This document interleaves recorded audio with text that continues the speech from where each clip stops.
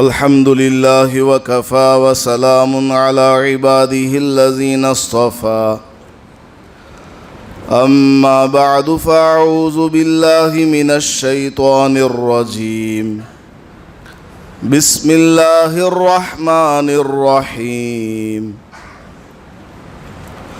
قل أعوذ برب الفلق من شر ما خلق ومن شر غاسق إذا وقب ومن شر النفاثات في العقد ومن شر حاسد إذا حسد صدق اللہ العظیم۔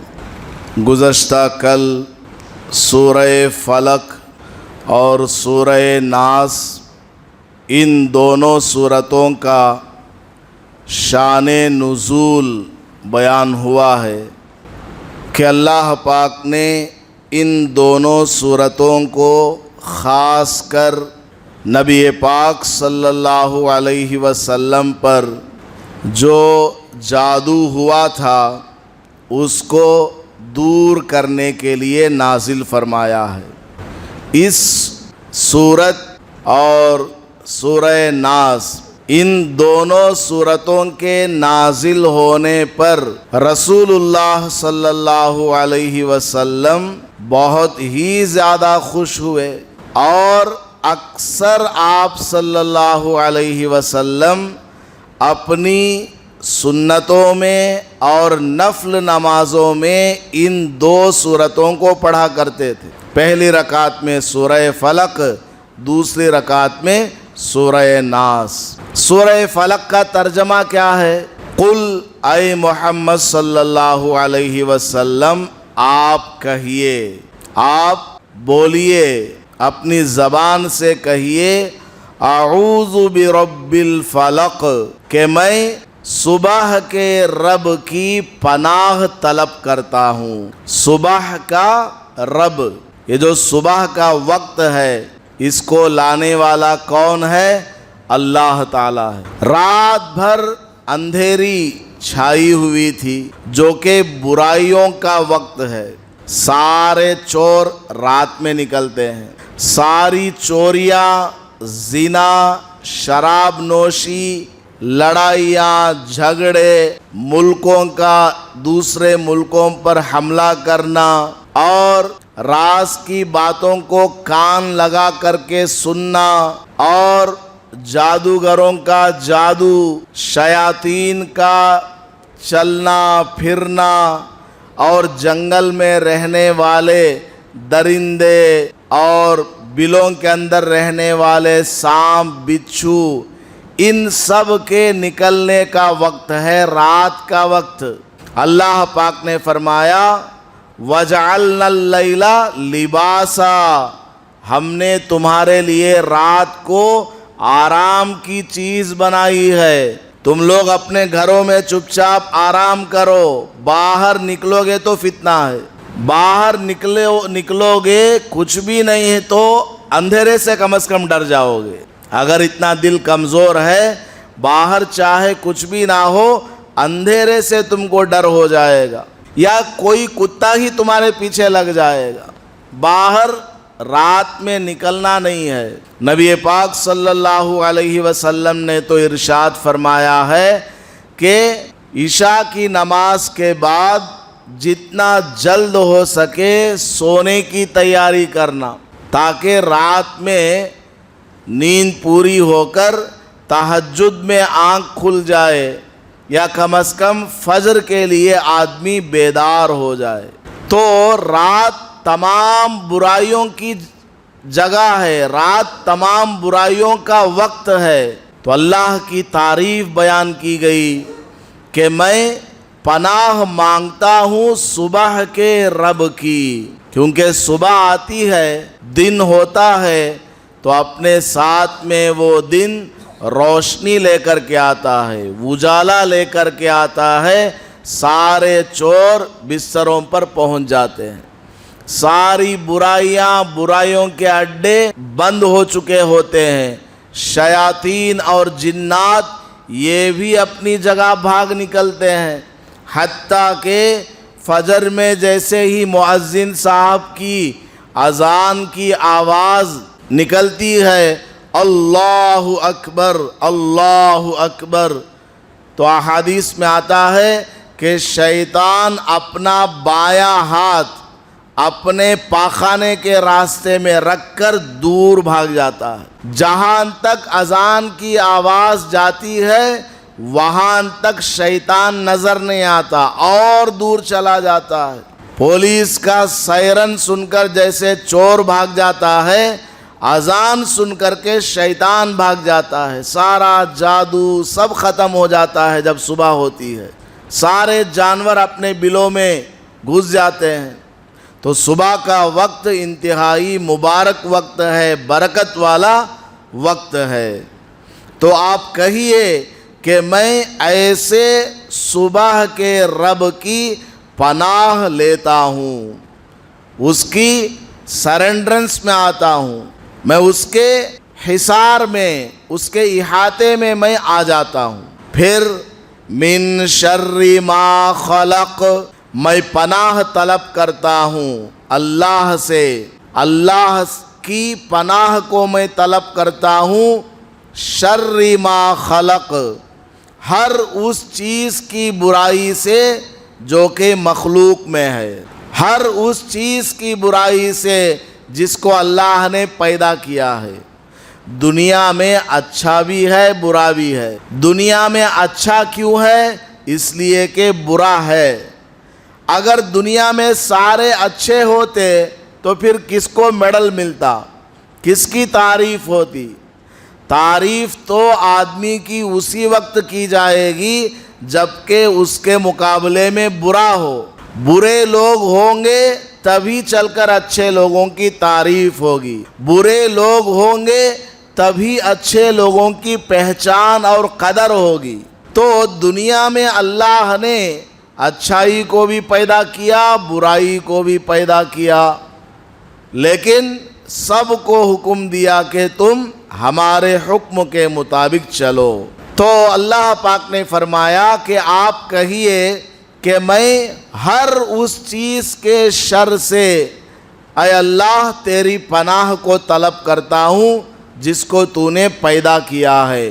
اس میں سب آ گئے، انسانوں کا شر آ گیا. شر کا مطلب کیا؟ برائی. انسان بھی ہمیں نقصان پہنچاتا ہے، بھائی بھائی کو نقصان پہنچاتا ہے، پڑوسی پڑوسی کو ستاتا ہے، حتیٰ کہ بیٹا باپ کو ستاتا ہے، بیٹی ماں کو ستاتی ہے، شوہر بیوی کو، بیوی شوہر کو. یہ سب ہو رہا ہے. تو سارے انسانوں کے شر سے میں پناہ مانگتا ہوں، سارے جنات کے شر سے میں پناہ مانگتا ہوں. جتنے بھی ڈسنے والے، کاٹنے والے، رینگنے والے جانور ہیں، سب سے اے اللہ میں تیری پناہ کو چاہتا ہوں، تیری مدد کو طلب کرتا ہوں. یہ ہے اس کا معنی. وَمِن شَرِّ غَاسِقٍ إِذَا وَقَبَ، اور میں رات کے اندھیرے سے پناہ مانگتا ہوں جب کہ وہ چھا جائے. کیونکہ رات کا وقت کیا؟ چوروں کا، لٹیروں کا، شرابیوں کا، کبابیوں کا، زناکاری کرنے والوں کا وقت ہے. ہر طرف رات ہی میں برائی زیادہ پائی جاتی ہے، رات کے وقت میں ہی.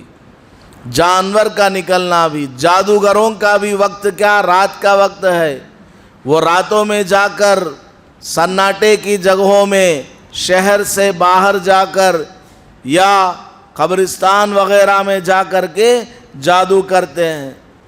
حدیث میں آتا ہے، ایک بات یاد رکھیے، حدیث میں آتا ہے جب مغرب کا وقت ہونے لگے اپنے بچوں کو گھر سے باہر آنے مت دو. اپنے چھوٹے بچوں کو گھر سے باہر نکلنے نہیں دینا. اگر باہر ہیں تو ان کو اندر بلا لینا. کیوں؟ اس لیے کہ یہ جو مغرب کا وقت ہے یہاں سے سورج ڈھلتا ہے اور رات کا آغاز ہوتا ہے، اور عین سورج کے ڈوبنے کے وقت یہ سارے شیاطین آزاد ہوتے ہیں، ان کا وقت آتا ہے کام کرنے کا، دن بھر وہ سوتے رہتے ہیں، اور رات کا وقت جیسے ہی شروع ہوا اپنی ڈیوٹی پر وہ لگ جاتے ہیں۔ ادھر سے ادھر جنات سفر کرتے ہیں، جادوگر مغرب کے وقت ہی اپنی جادوگری کی وہ تیاری کرتا ہے، سامان لا کر کے رکھتا ہے، اور جیسے ہی مغرب ہو جائے اپنا کام شروع کر دیتا ہے۔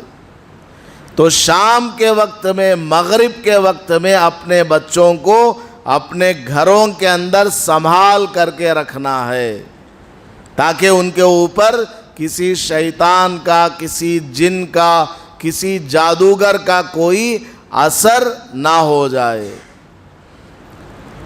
تو اللہ پاک نے فرمایا، اے محمد صلی اللہ علیہ وسلم آپ کہیے، وَمِن شَرِّ غَاسِقٍ اِذَا وَقَبَ، کہ اے اللہ میں تیری پناہ مانگتا ہوں رات کے اندھیرے سے جبکہ وہ چھا جائے، پھیل جائے۔ وَمِن شَرِّ النَّفَّاثَاتِ فِي الْعُقَدِ، اے اللہ میں تیری پناہ کو طلب کرتا ہوں، تیری مدد کو مانگتا ہوں، چاہتا ہوں ایسے لوگوں کے شر سے جو کہ گروہوں پر پھونک مارنے والے ہیں۔ رسول اکرم صلی اللہ علیہ وسلم پر لبید ابن عاصم نے جادو کیا، اپنی بیٹیوں کے ذریعے دم کرایا، منتر پڑھوایا اور گرہ لگایا رسی میں،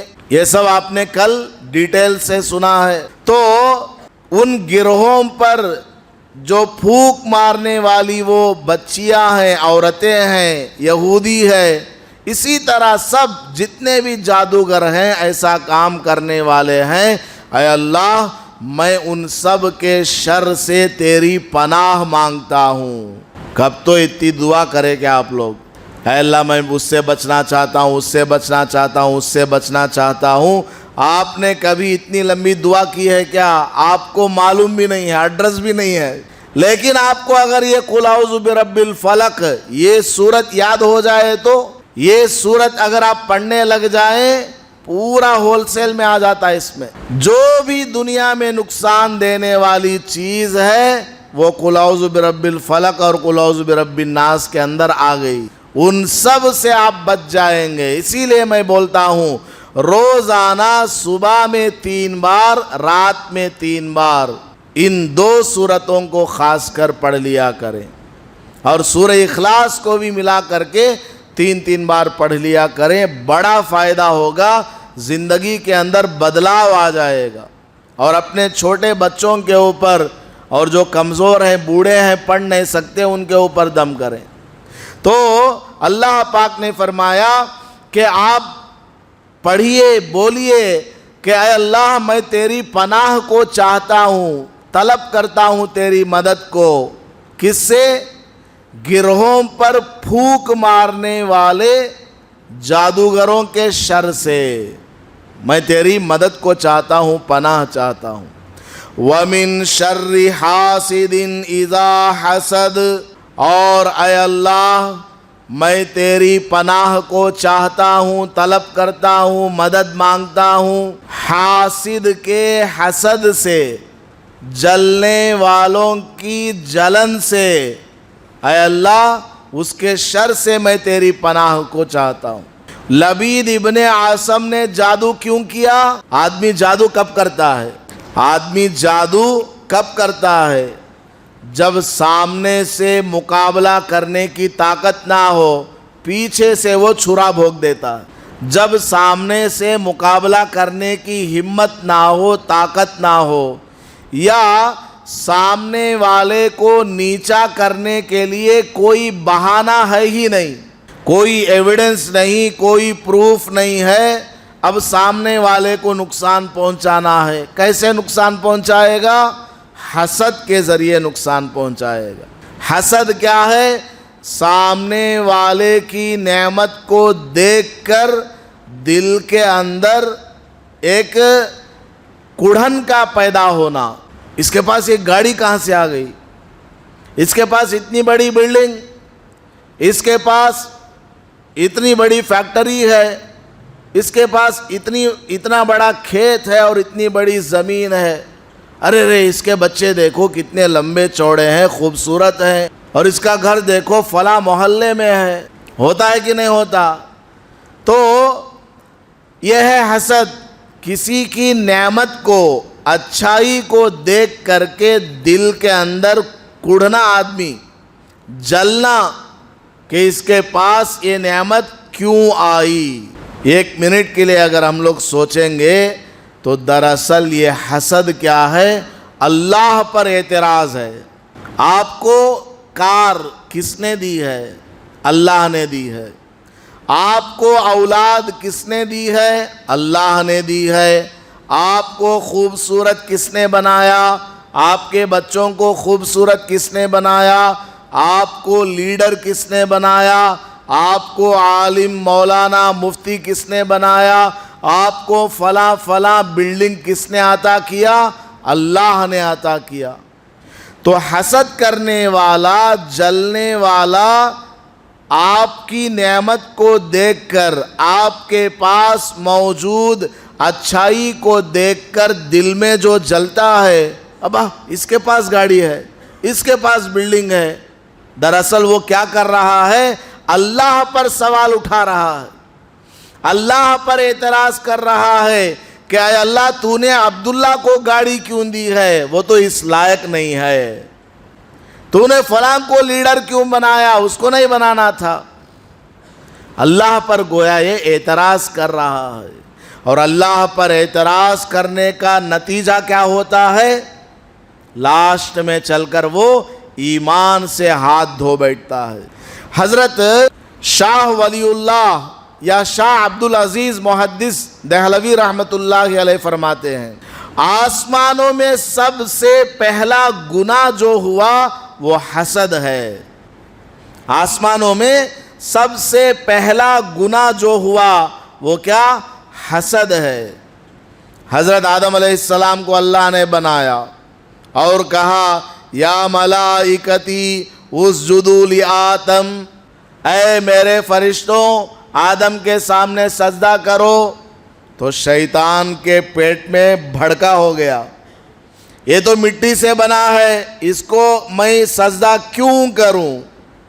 تو اللہ پر سوال اٹھایا اس نے, تو اس کے سامنے سجدہ کرنے کیوں بول رہا؟ میں نہیں کرتا.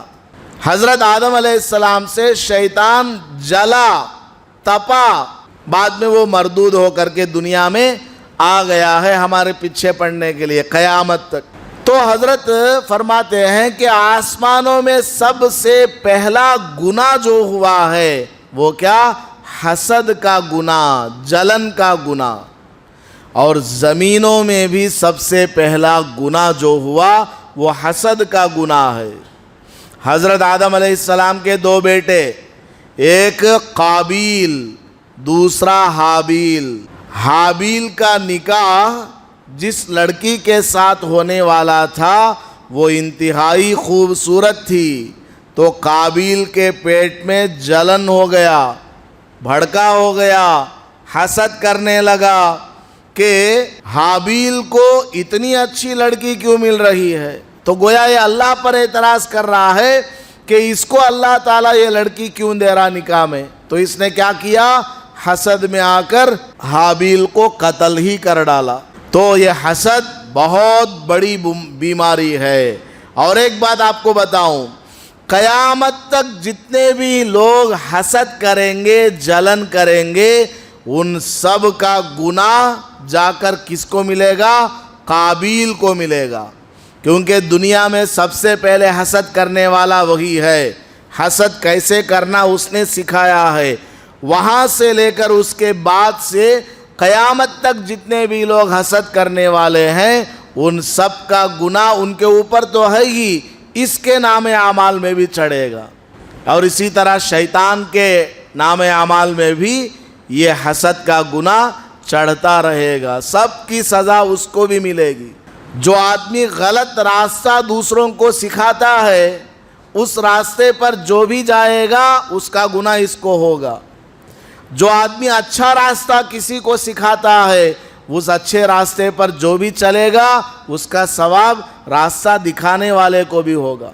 تو بہرحال اللہ تعالیٰ نے فرمایا اے میرے حبیب آپ یہ بولیں وَمِن شَرِّ حَاسِدٍ إِذَا حَسَدَ، اور میں پناہ مانگتا ہوں حسد کرنے والوں کی حسد سے۔ بہت بڑی بیماری ہے جلنا۔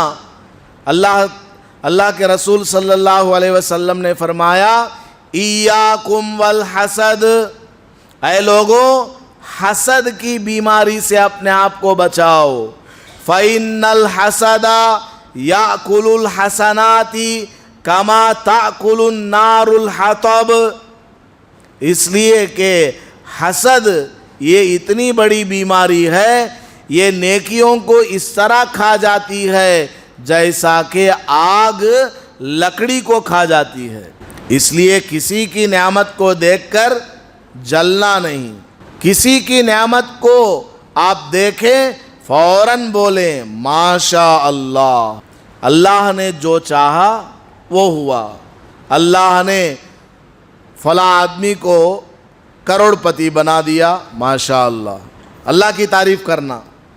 جیسے ہی اللہ کا نام آئے گا دل کے اندر حسد کا خیال نہیں پیدا ہوگا، فوراً کسی کی بھی نعمت کو آپ دیکھیں بولیں ماشاء اللہ، اس سے کیا ہو جائے گا آپ حسد سے بچ جائیں گے۔ اگر خدا نہ خواستہ آخری بات کوئی آدمی حسد میں مبتلا ہے، اگر آپ کے دل میں کسی کے بارے میں جلن ہے کہ میرے سامنے والے کا گھر اتنا بڑا کیوں ہے، میرے سامنے والا اتنا بڑا مالدار کیسے بن رہا ہے، اس کی بچیوں کی شادیاں لائن سے کامیاب ہوتی جا رہی ہیں اور خوب اولاد ہو رہی، کسی بھی طرح کا جلن اگر آپ کے دل میں ہو کسی کے بارے میں، آپ سب سے پہلے کیا کریں، اس کا نام لے کر اللہ کے سامنے دعا مانگے۔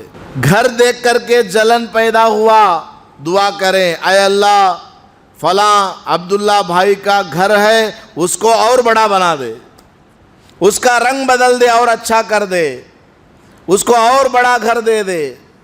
اولاد کو دیکھ کر کے جلن ہوئی، اے اللہ اس کی اولاد کو اور تندرست بنا دے، دعا مانگے۔ اس آدمی کے لیے آپ دعا کریں گے تو کیا ہوگا، ہمارا دل پاک صاف ہوتا چلا جائے گا اور دل سے اس کے بارے میں حسد کم نہیں ہو رہا ہے۔ دعا بھی کر لیا، اب کیا کرو، لوگوں کے سامنے تعریف کرو، انہیں معلوم کہ عبداللہ 2 کروڑ کا گھر بنا ہے، اب انشاءاللہ میں دعا کرتا ہوں 3 کروڑ کا گھر اللہ اسے دینا۔ لوگوں کے سامنے بھی جا کر کے تعریف بیان کرے اس کی کہ یہ بڑا اچھا آدمی ہے، ایسا ہے ویسا، تو کیا ہوگا ہمارا علاج ہو جائے گا، ہمارا دل بالکل صاف شفاف ہو جائے گا۔ نبی پاک صلی اللہ علیہ وسلم فرماتے ہیں اے میرے صحابہ میرے سامنے کسی کی برائی نہ کرنا، میرے سامنے کسی کی بات لے کر کے نہ آیا کرو، اس لیے کہ جب میں صبح کو اٹھتا ہوں میرا دل چاہتا ہے کہ میرا دل سب سے بالکل پاک صاف رہے، کسی کے بارے میں کوئی غلط خیال میرے دل میں نہ رہے، اس لیے میرے سامنے کسی کی برائی مت بیان کرو۔ تو خیر کتنی یہ فضیلت والی صورت ہے، آپ دیکھ لیجئے، قل اعوذ برب الفلق، یہ چھوٹی سی صورت ہے، 5 آیتیں ہیں۔ اسٹوڈنٹ اگر ہے 5 منٹ میں اس کو یہ صورت یاد ہو جائے گی، 5 منٹ میں۔ اگر تھوڑا دماغ کم ہے 10-15 منٹ میں یاد کر لے گا۔ بڑے لوگ بھی، بڑی عمر والے بھی اگر صورت یاد نہیں ہے وہ بھی آرام سے 4-5 دن میں یاد کر سکتے ہیں۔ روزانہ 1 لائن بھی یاد کر لیں گے تو 5 دن میں 5 لائن یاد ہو جائیں گے، یاد کریں گے انشاءاللہ۔ اور سب کو بتائیے کہ اس صورت کو پڑھا کریں۔ اور اگلی صورت ہے قل اعوذ برب الناس، وہ انشاءاللہ کل اس کے بارے میں بتایا جائے گا۔ اللہ پاک مجھے اور آپ سب کو عمل کرنے کی توفیق عطا فرمائے۔ آمین وآخر دعوانا ان الحمد للہ رب العالمین۔